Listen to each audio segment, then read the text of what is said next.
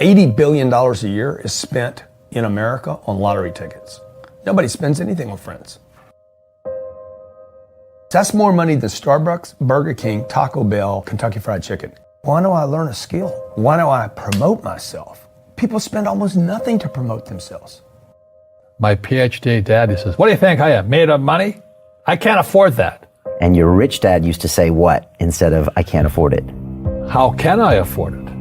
24 hours in a day where you're alone in this brain. At 13 years old, I had a I had a kill list, Street and Smith basketball rankings, and I was nowhere to be found. So I was like 57 on the list. And so I will look at 56, 55, all the way up to number 1, who these players are. So when we go on an AAU travel circuit, hunt them down and knock them down. How can I do that? What would it take? Or why should I do that? Your brain is the only thing you have when you're going through depression, hard times, you're going through death, real life shit. While everybody else is, partying it up Saturday, whether they won or lost, they're all having a good time, eating pizza, doing this. I'm thinking about how I'm going to get better. A question opens the mind, a statement closes the mind. See, when you say, "I can't afford it," your mind shuts down, and you become what you say. Don't toot your own horn. Be seen and not heard. Don't show off. Don't be a braggart. Don't talk about yourself. Don't get so much attention. We're told this as little kids. Fly under the radar. If you get too big, you're going to get attacked. Nobody's telling us, get so big that no attack can bother you. I realize if I keep going back and going back and going back until the just becomes, your mind will say, "Okay, we're going to figure it out." It'll find a way. Because he is not going to stop. It was just about money. It's like this money just sits here. What is it? It's just pieces of paper. Somebody decided on the colors, the values. Somebody put a little stamp on it. A lot of work went into making me believe this is somehow valuable. And today I just know that until this starts moving around, it's not valuable. People are way more valuable. Right. And yet it tricks most of the masses into thinking. It tricked me for years. Right. They got to hold it in the account, and it's a security, and let's worry about the rainy day, and it kind exactly of keeps this whole class of population down. Yeah, save the money, save the pennies. Now I'm like, I don't want to save it, I want to use it. Right. So like if you asked me today, hey, would you rather have $1 billion, $1 billion, you have 30 seconds to make a decision, or 1 billion friends? Which would you take? He said nobody in his history of coaching had your level of work ethic. I mean, you hear so many guys tell stories about your work ethic. Yeah. What was really your work ethic like, and for how long did you stay disciplined? Well, I mean, every day. Since 20 years. It was an everyday process, and trying to figure out strengths and weaknesses. For example, jumping ability. Man, my vertical was a 40, it wasn't a 46 or a 45. My hands are big, but they're not massive. Right? So you got to figure out ways to strengthen them so your hands are strong enough to be able to palm a ball and do the things that you need to do. Quickness, I was quick, but not insanely quick. I was fast, but not ridiculously fast. Right? So I had to rely on skill a lot more. I had to rely on angles a lot more. I had to study the game a lot more. And but I enjoyed it though. So from the time I can remember when I started watching the game, I studied the game, and it just never changed. Technical question here. Let's see how you can answer this. Who would Shaq be if he had your work ethic? He'd be the greatest of all time. If Shaq had your work ethic, he'd be the greatest of all time. Greatest of all time by a mile. Sure. He'd be the first to tell you that, for sure. This guy was a force like I have never seen. It was crazy.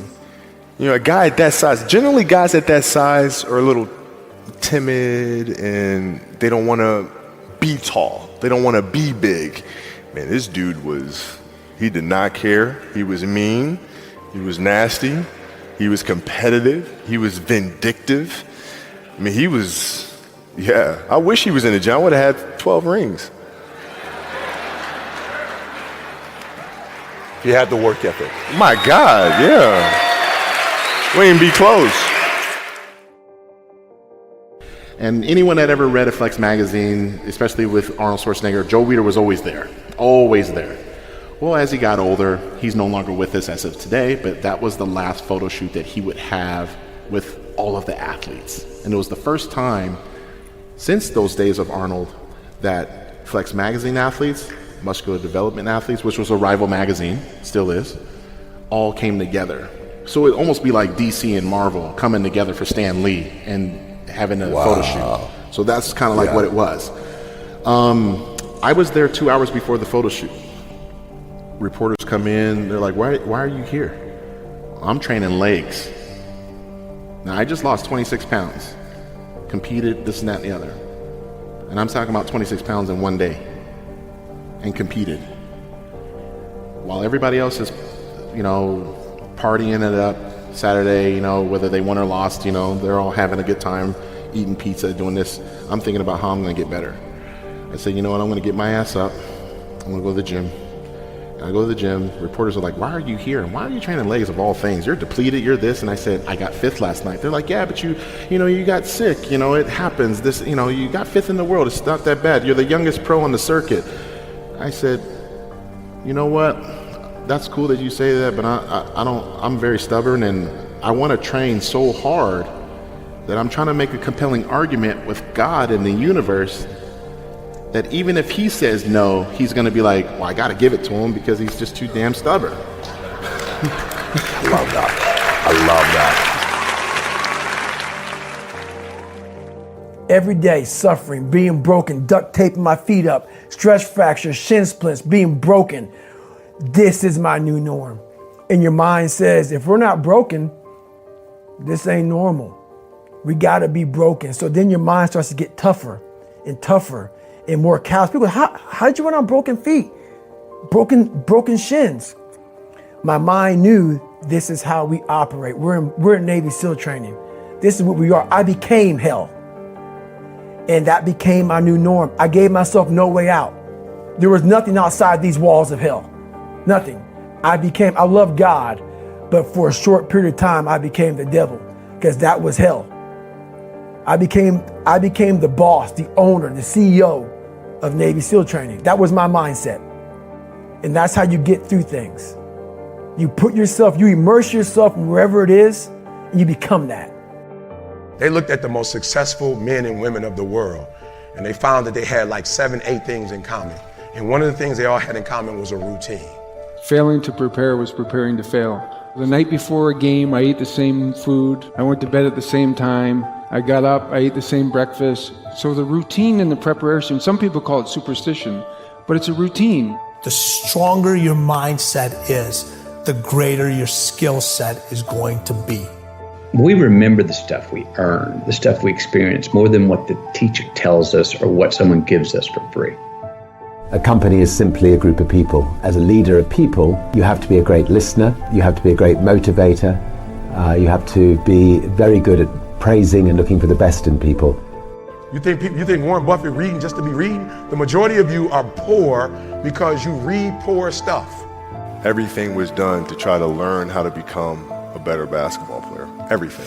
Everything. And so when you have that point of view, then literally the world becomes your library to help you to become better at your craft. It's what goes on between this year and in our hearts that determine our lives out there.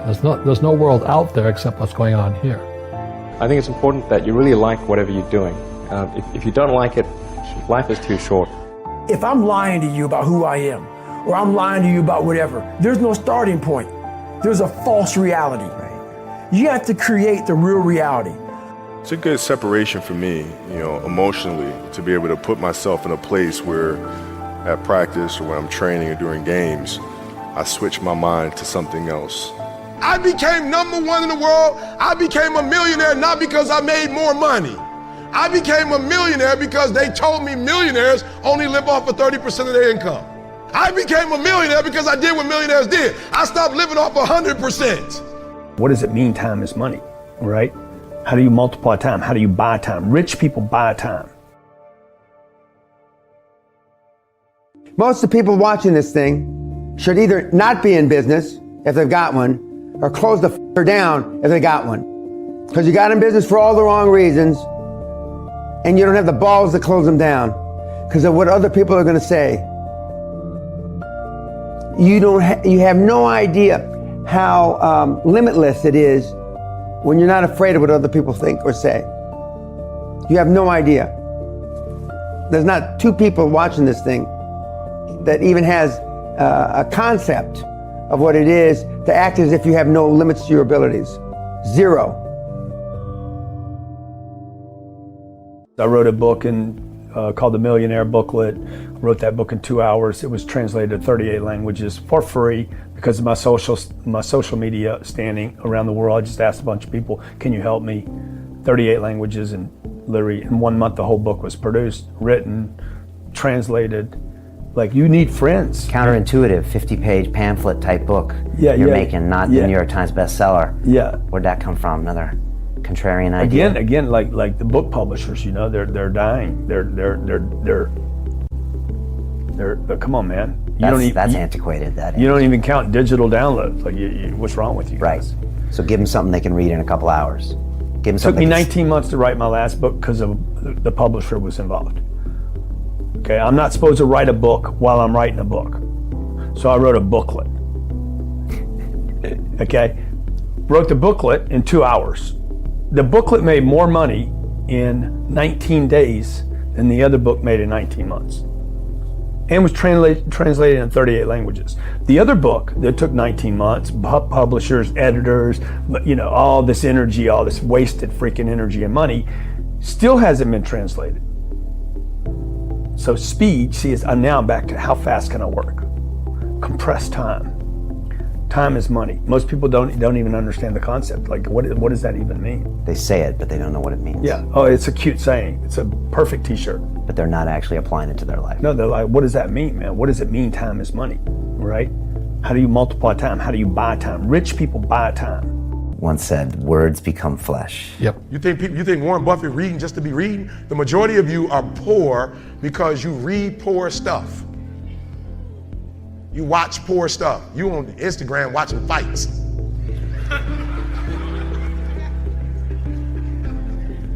Bro, you just scrolling through like you ain't got a life. For real, some of y'all on Instagram, you on there for 30 minutes. If I ask you what you saw, you don't even know. You just scrolling through. That's a poverty mindset. Rich people don't waste time. They realize it's their most important commodity. They don't watch a lot of TV. They don't do a lot of entertainment. If they're not working, they're studying their craft and getting better at their craft. Okay, I'm sorry. Okay, let me say it one more time. There was a language that I needed to learn. Does it mean I need to abandon the language that I learned? Absolutely not. Does it mean I need to put on a shirt and tie? Listen to me. When I do corporate, I promise you, I look like this. I probably don't look this good. Sometimes I got on shorts and a t-shirt. In corporate, why? Because I don't need to necessarily conform. They're not asking me to come to dress up. But I'm so good at what I do, they don't even require a suit. Are you hearing what I'm saying? Some of us don't want to wear a suit, but you're not on that level though. Or you want to wear a suit and act as if your suit is going to compensate for what you are inferior at. Your suit don't make your language sweet. For real, some of you wear suits because you think like you're going to impress somebody with a suit, and you might get in the door, but sooner or later they're going to find out who you are. So I need you to stop having the poverty mindset. So when I quit my job to be an entrepreneur, my mom was like, whoa, what are you doing? I was like, I'm quitting. My mom was like, don't you dare quit. You're going to embarrass me. You got a wife and kids. Does YouTube have insurance? Does YouTube have a 401k? And I was like, yo, Mom, I ain't trying to be funny and I ain't trying to be disrespectful. I love you, but you can't teach me how to be a millionaire because you're not one. You come from the working class, and I'm not mad at you, Ma. We wouldn't be where we are without you, but you told me that every generation is supposed to get better. So I'll take your values, but I won't take your work ethic. Because rich people don't work, they think. The working class will never get rich. It wasn't designed. Oh, okay. Listen to me, this country became a wealthy country because they had employees they didn't have to pay. That's not like a rocket science. So when this country had to start paying people, they want to pay the least. The 3% that run the world, they're not trying. Let me tell you how I know. I'm from Detroit. We just laid off 15,000 workers, and the president of GM, she just got $22 million. We got $22 million to give one person when we laid off 15,000 people, and we took their health care that's already paid for. No disrespect to nobody, and I ain't playing no victim because I'm not a victim. Rich people don't work, they think. Poor people work. Poor people go, clock in, I make this much an hour. Rich people go, I put them to work, and I make this much an hour. See, what happens is you're working for you and your family one, they got 40 of you working at one time. So they giving you 20%, and then they keeping the 80% off of 15,000 people. That's enough to have $22 million. So what you have to decide is, are you gonna keep being the 99%, or are you ready to be a part of the 1%? Because it doesn't make a difference where you come from, high school dropout. It doesn't make a difference where you come from, GED. It doesn't make a difference where you come from, sleeping in abandoned buildings. It doesn't make a difference where you come from, a 17-year-old mom that got pregnant. It doesn't make a difference where you come from, south side of Chicago. It doesn't make a difference where you come from, pretty much raised in Detroit. It doesn't make a difference where you come from, took 12 years to get a 4-year degree. It doesn't make a difference. Well, you know what makes a difference? What makes a difference is when you become a 90.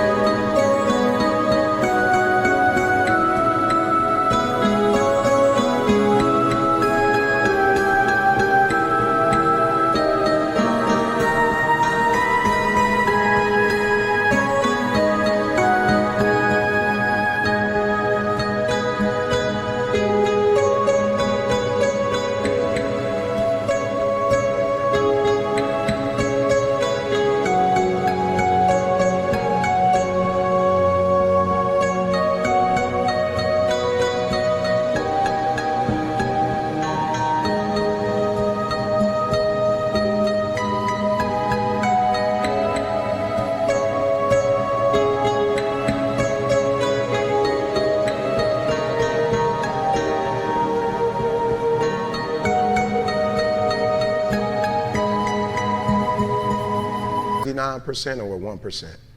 And when I start thinking like, acting like, and behaving like a 1%er, everything changed. Is that clear? What does it mean to be an entrepreneur? I can tell you this, it is not for the faint in heart. It is only for the brave, the courageous, the calculated. Entrepreneurship is reserved for the resilient. Don't even step on the playing field if you have not counted up the cost of entrepreneurship. So there are two sides to the coin of entrepreneurship. There's heads and there's tails. And most people fail to see tails. They see heads, the face of it. They live on the surface, the lights, the cameras, the action, the yachts, the fame. But they don't see the blood, the sweat, the tears. Anybody that is willing to make the sacrifices. They stay up late, they work longer, they are more focused, pay the price, and get the job done and finish what they started. Those are the ones who will succeed. If you're going to be an entrepreneur, you're going to need to lead. The world needs more creative, resilient, passionate, committed, focused, disruptive entrepreneurs. The last thing we need is somebody to come along with another good idea, but they don't have the passion, the perseverance, and the grit to get the job done. We don't need another person that's going to start something and quit in 6 months. Don't tell me you want to step into a room and dominate if you don't have passion. Don't tell me that you want to be a disruptive entrepreneur and you want to step into a room with a new idea and challenge and change the status quo and you don't have passion. Right now you may be in pain. Right now you may be hurting. But if you have vision, you are able to see past the pain and look into the eyes of the future.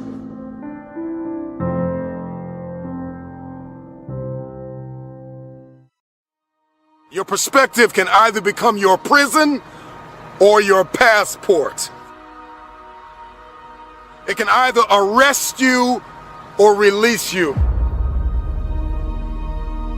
In 1903, it was the Wright brothers that defied the laws of gravity. And if you know anything about gravity, gravity will pull you down and keep you down. It will stop you from flight. It will stop you in your tracks. If you believe in something, metaphorically speaking, gravity will hold you down, it will hold you back, and it will dare you to fight. Your perspective can either be your prison or your plane. I don't know about you, but today I made the decision to defy the laws of gravity. The first successful heavier than air powered aircraft was designed and built by the Wright brothers. They flew it 4 times on December 17, 1903, near Kill Devil Hills, about 4 miles. I believe possibility is destiny, and it is fear that keeps us arrested and apprehended by the spirit of impossibility. I'm gonna tell you this right now, and nobody else is gonna tell you this. Impossible is a spirit, and you've got to arrest that spirit or it will arrest you. Impossibility is like a soda fountain, the easy way out, the path of least resistance, because to say something is impossible, to give up, to cop out, to fill your cup of carbonated excuses, it tastes good, but it doesn't sit well as it goes down into your system. To remove the 2 letters is the grit of existence, the binding faith of hope to your chest and letting your heart beat. You gotta rewrite the code, you gotta rewrite the script. Calling all reformers, I'm calling all innovators, I'm calling all game changers, I'm calling all world shakers, I'm calling all city shifters, I'm calling everybody that has an inkling of faith in themselves, I'm calling everybody. You will inherit the future. If you're not where you want to be financially, if you're not where you want to be emotionally, if you're not where you want to be physically, relationally.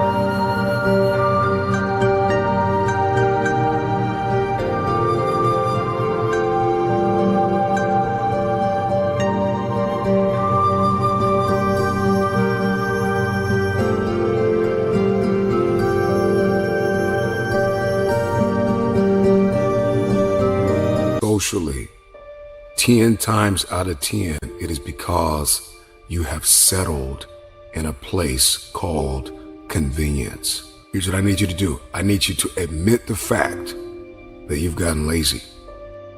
I'm gonna tell you this right now. Some praise can be poison. It keeps you locked in a state of paralysis, and you shining trophies from the past. And that's why you always hear those people from the past like, yeah, remember back in the day when I used to do this, remember back in the day. They're still shining the trophy of the past accomplishments. So sometimes we can receive praise like a venomous snake that injects its poisonous venom in our veins and in our heart that causes us to stay locked in a state of paralysis. and I'm still praising the work I've done. And we get full. We get real full.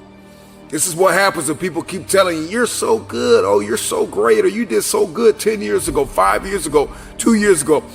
If you continue to believe that your best work is behind you, then you will never achieve what is ahead of you. Go ask any athlete, actor, musician, philanthropist, athlete, it doesn't matter. You ask anybody who is a champion, and the difference between them and their opponent is they were more hungry for it. I don't care if you got to listen to me 1,000 times. I need you to get crystal clear about your future. Because the only reason why you are here, the only reason why you're alive is because you have work to do. And you got to figure out, why on earth are you here? What is your destiny? What is the dream that God has given you? You got to have like a shark mentality, because if a shark swims backward, it dies. A shark can only move forward. And so I need you every single day you wake up to smell blood and go after that dream. If there's anything I can pour from my heart, if there's anything I can give you in this moment, my greatest piece of advice is to protect your hunger. You show me a man who is failing, and I will prove to you that he is no longer hungry. When you are hungry, you are creative. When you are hungry, you are innovative. When you are hungry, when you are no longer full, when you are no longer satisfied with where you are and you raise your standards, it is only then that you can have your future. If you can stay hungry, you can get the resources. If you can stay hungry, you can get the strategy. If you can stay hungry, the ideas gonna come. If you can stay hungry, the connections will be aligned. If you can stay hungry. The problem with many of you is that you got full, you got complacent, you got lazy. Somewhere along the line, you lost your enthusiasm, your optimism. You lost your hunger. I'm never full. I'm never full. I'm never full. I'm never full. If you want your future, then you are going to have to get acquainted with pain, with discomfort, with inconvenience. Because hunger is the only thing that's going to give you the power to persevere through that pain. Never stop climbing the hill. There is always another hill to climb. Go find your hill and climb. You gotta be hungry for your dream. You gotta be hungry for your next level. You gotta be hungry for connection and alignment. You have to be hungry to fulfill your destiny. Hunger is not an idea. Hunger is not a mood. Hunger is a lifestyle. I'm never full. This is me every day, all day. I'm hungry to learn. You gotta be hungry to read. You have to be hungry to grow. You have to be hungry to manifest what is in your head. When you're full, you can't receive. When you're full, you lose vision. When you're full, you get lazy. When you're full, you procrastinate. When you're full, you sleep. And I need you to get to the place where you're no longer sleeping. I need inconvenience to be your new norm. If you're not inconvenienced every day, you need to be inconvenienced. Every day, I need you out of your comfort zone. If you're going to win the fight for your future, if you want generational cycles broken in your family, if you want to be the first to achieve, the first to get it done, the first to see it, the first to do it, you must stay hungry.